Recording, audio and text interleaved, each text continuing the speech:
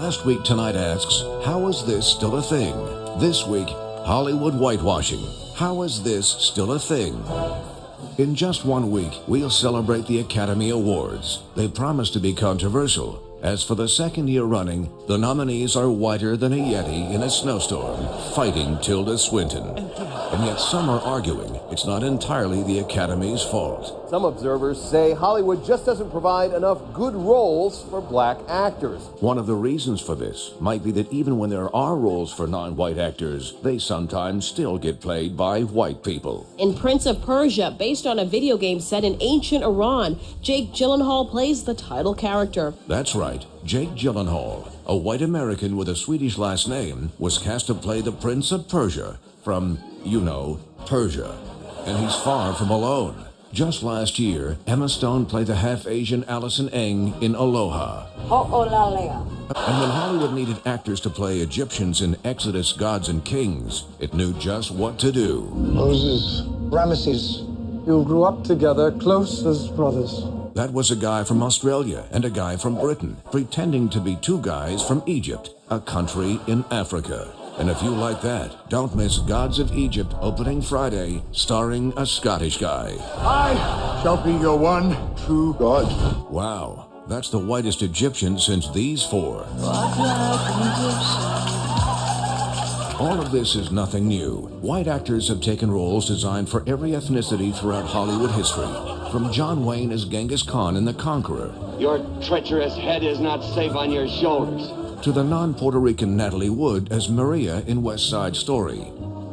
Buenas noches. To the multiple instances of white actors playing Asian characters, from Marlon Brando. Sakini by name, interpreter by profession.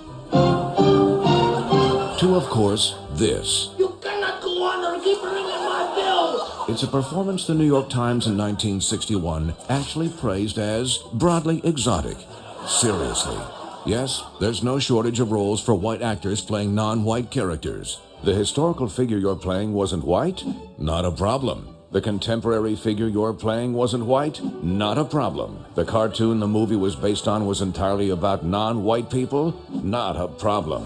Your characters are named Esteban and Clara Trueba in the Isabel Allende novel the movie is based on? Right this way, Jeremy Irons and Meryl Streep. And when filmmakers get called out on whitewashing, the justification is less to do with black and white and more to do with green. Director Ridley Scott told Variety magazine he can't mount a $140 million film and say that my lead actor is Mohammed so-and-so from such and such. Maybe all of this would be less egregious if any time an actor of color took on a traditionally white role, half the country didn't go ape. The appearance of a black stormtrooper in the first trailer for Star Wars The Force Awakens is causing a lot of chatter on social media, even some racist comments. Several people were apparently upset that the actress playing the character is African American. He'd be the first black Bond.